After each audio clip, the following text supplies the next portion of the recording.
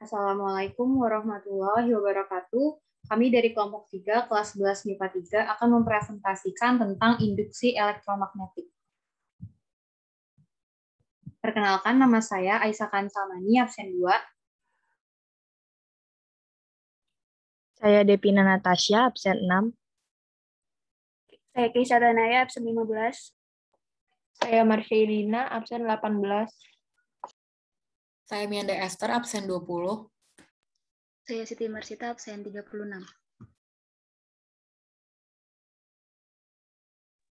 Materi pembahasan kita yang pertama kali itu adalah tentang flux magnetik. Oke, jadi kan di dalam medan magnet atau medan listrik kan kita udah mempelajari tentang flux magnetik ya. Jadi di sini kita mengulang kembali apa itu flux magnetik. Nah, secara sederhana flux magnetik itu merupakan perubahan medan magnet di suatu posisi tertentu. Flux magnetik dapat didefinisikan sebagai ukuran total atau jumlah total medan magnet yang melewati suatu penampang tertentu. Flux magnetik juga sering diartikan sebagai kerapatan medan magnet. Nah, flux magnetik yang melewati suatu bidang tertentu nilainya sebanding dengan nilai jumlah medan magnet yang melewati bidang tersebut. Dan jumlah tersebut sudah masuk pada pengurangan atas medan yang memiliki arah yang berlawanan. Semakin rapat garis-garis medan magnet, maka semakin kuat medan magnetiknya.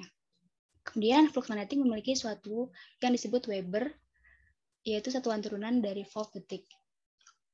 Next step. Nah, ini merupakan gambar dari flux magnetik.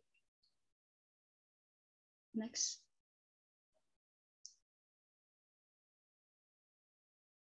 Kemudian ada rumus dari flux magnetik. Ya, terdapat beberapa persamaan yang dapat digunakan dalam menyelesaikan permasalahan flux magnetik, yaitu ada psi sama dengan B kali A. Akan tetapi, induksi magnetik ini tidak selalu tegak lurus pada bidang. Nah, rumus tadi yang digunakan adalah komponen B yang tegak lurus pada bidang. Sehingga apabila sudutnya tidak tegak lurus, maka bisa menggunakan rumus psi sama dengan B kali A cos theta. Di mana psi sama dengan flux magnetik atau WB, B sama dengan medan magnet satuannya Tesla, dan A sama dengan luas penampang satuannya meter. Dan kemudian ada rumus gejala induksi di mana E sama dengan min N delta psi per delta T, di mana E sama dengan gejala induksi atau volt, N jumlah lilitan, delta psi sama dengan perubahan flux magnetik satuannya Weber, dan delta T merupakan perubahan waktu satuannya second. Setelah memahami beberapa persamaan flux magnetik, mari kita mencoba menyelesaikan soal untuk menguji pemahaman kita. Oke, jadi di sini soalnya sebuah kumparan kawat dengan luas 50 cm persegi terletak dalam medan magnetik yang induksi magnetiknya 1,4 Tesla. Jika garis normal membentuk sudut 60 derajat terhadap arah induksi magnetik B, tentukan besarnya flux magnetik yang di lingkup kumparan kawat tersebut. Nah, pertama kita cari dulu apa yang diketahui sama soal. Yang pertama diketahui soal ini kan adalah luas. Luasnya itu adalah 50 cm persegi. Nah, cm persegi ini kita konversikan ke meter persegi atau kesatuan internasionalnya. Berarti 50 dikali 10 pangkat min 4. Jadi 50 kali 10 pangkat min 4 meter persegi. Terus yang diketahui kedua ini adalah kuat medannya. Kuat medannya itu adalah 1,4 Tesla. Dan yang diketahui terakhir adalah tetanya. Tetanya yaitu 60 derajat. Karena di sini yang ditanya besarnya flux magnetik yang dilingkupi kumparan, berarti kita pakai rumus flux magnetik, yaitu psi sama dengan BA cos theta. Nah, B-nya ini kan 1,4, kita masukin aja 1,4 Tesla. Terus A-nya ini adalah 50 kali 10 pangkat min 4, kita masukin ke sini. Cos theta-nya ini adalah 60 derajat, berarti cos 60 derajat. Jadinya psi sama dengan 3,5 kali 10 pangkat min 3 Weber. Nah, pembahasan selanjutnya adalah tentang hukum Faraday. Nah, hukum Faraday ini merupakan hukum dasar elektromagnetik yang menjelaskan bagaimana arus listrik menghasilkan medan magnet, serta sebaliknya. Hukum induksi elektromagnetik Faraday ini pertama kali ditemukan oleh seorang fisikawan Inggris yang bernama Michael Faraday pada tahun 1831. Untuk bunyi,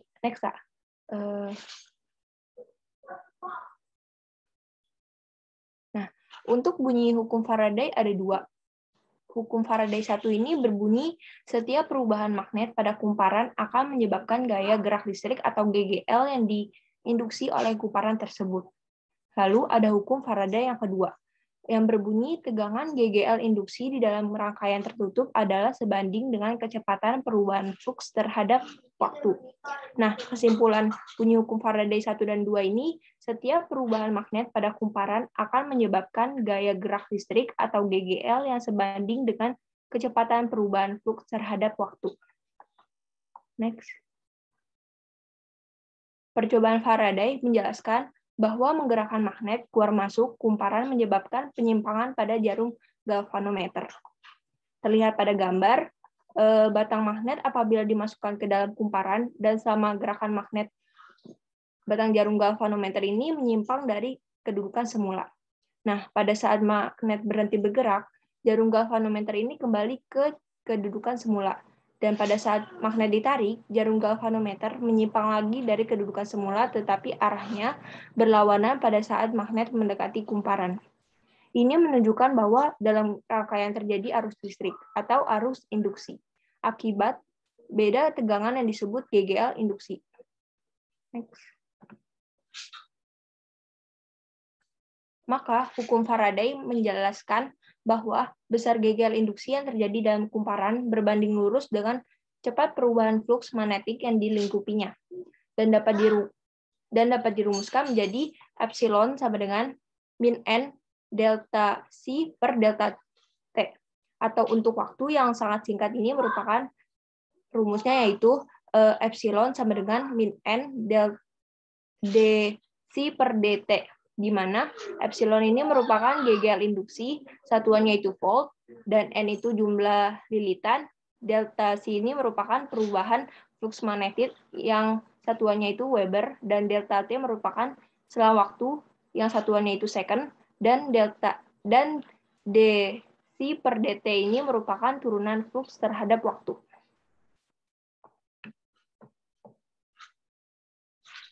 Selanjutnya ada contoh soal dari hukum Faraday. Jadi contoh soalnya itu, suatu kumparan terdiri atas 50 lilitan dan flux magnet di dalam kumparan tersebut juga berubah sebesar 5 kali 10 pangkat min 3 di dalam selang waktu yakni selama 10 ms atau milidetik. Dan cobalah hitung berapa gaya gerak listrik induksi di kumparan itu. Nah, jadi kita lihat dulu nih yang diketahui apa. Nah, ada N. N itu kan lilitan. Nah, di soalnya itu lilitannya ada 50. Terus ada delta T atau selang waktu. Selang waktunya ini ada 10, yaitu 10 ms. Kan ini masih ms, jadi harus diubah ke S dulu. Jadinya 10 kali 10 pangkat min 3S. Terus ya selain itu ada juga delta C, yaitu 5 kali 10 pangkat min 3 Weber. Nah, yang ditanyakan GGL induksi yang dinyatakan sebagai epsilon ya. Jadi kita pakai rumus yang mana nih? Kita pakai rumus yang pertama, yaitu epsilon sama dengan min N kali delta C per delta T. Jadi tinggal dimasukin aja, jadinya epsilon sama dengan min 50 kali 5 kali 10 pangkat min 3 per 10 kali 10 pangkat min 3. Nanti didapat min 50 kali 0,5 dan nanti hasilnya epsilon sama dengan min 25 V.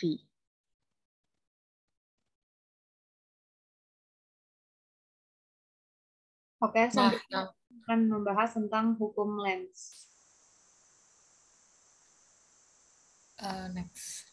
Nah, sekarang saya akan menjelaskan tentang pengertian dari hukum Lenz. Nah, hukum Lenz ini merupakan suatu hukum elektromagnetik yang bisa dipakai untuk menetapkan arah pada gaya gerak listrik yang dihasilkan oleh induksi elektromagnetik. Nah, hukum ini pertama kali ditemukan pada tahun 1834 oleh seorang fisikawan dari Rusia yang bernama Heinrich Friedrich Emil Lenz. Nah, hukum Lenz ini adalah sebuah hukum yang menerangkan bahwa pada suatu arah arus yang diinduksi yang terjadi di dalam sebuah konduktor dengan menggunakan medan magnet yang berubah. Nah, dengan demikian sehingga akan membuat medan magnet yang telah dibentuk oleh arus induksi akan mengalami pertentangan terhadap perubahan yang sebelumnya sudah menghasilkannya. Next step.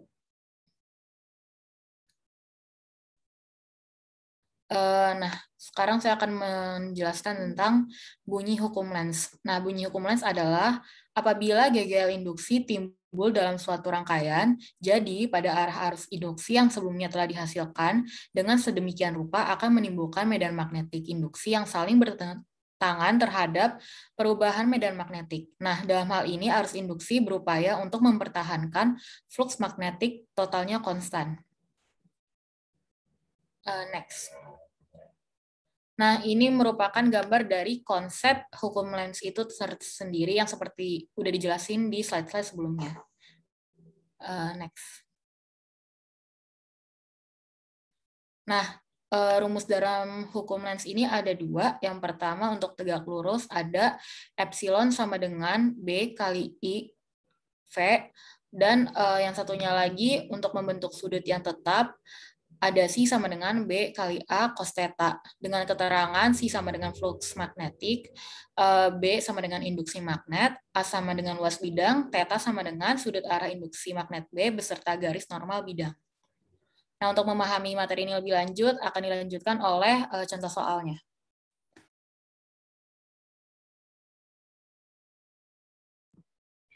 Baik, sekarang kita masuk ke contoh soal dari hukum Lenz. Di sini kita ada soal sebuah magnet batang akan digerakkan dalam suatu kumparan yang diam yang dihubungkan dengan galvanometer G, seperti pada gambar.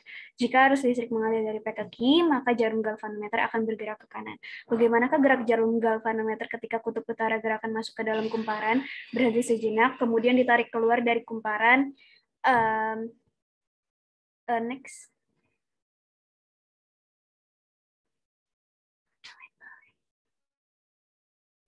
Oke, tadi kan ditanya ketika magnetnya itu masuk ke dalam kumparan, terus berhenti sejenak, terus pas magnetnya ditarik lagi nih keluar dari kumparan.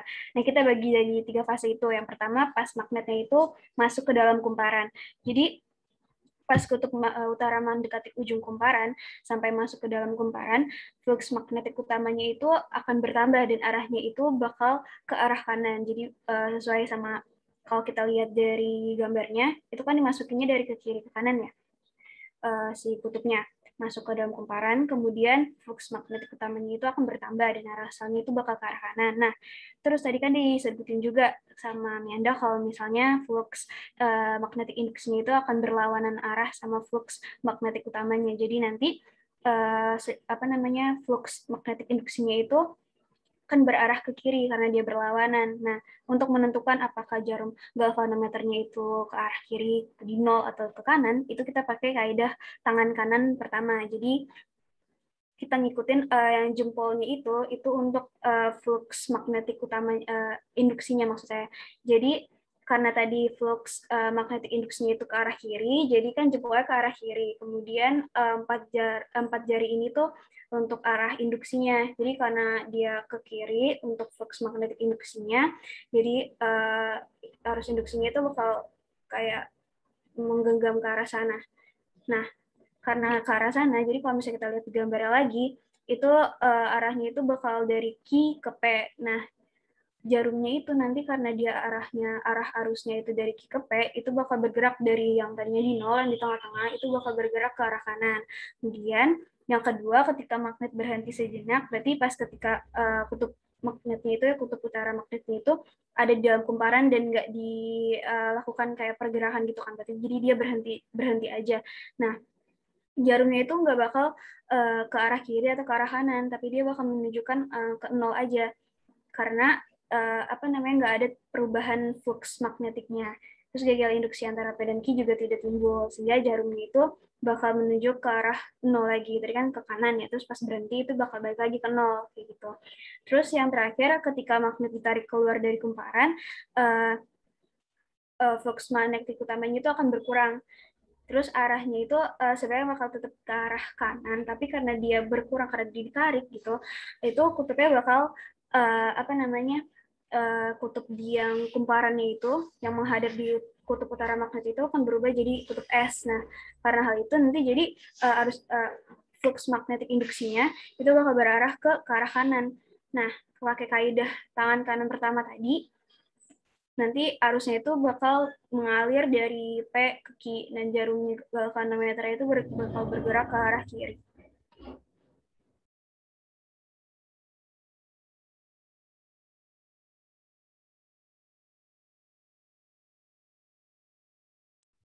Sekian presentasi kami kali ini. Mohon maaf bila ada kekurangan. Wassalamualaikum warahmatullahi wabarakatuh.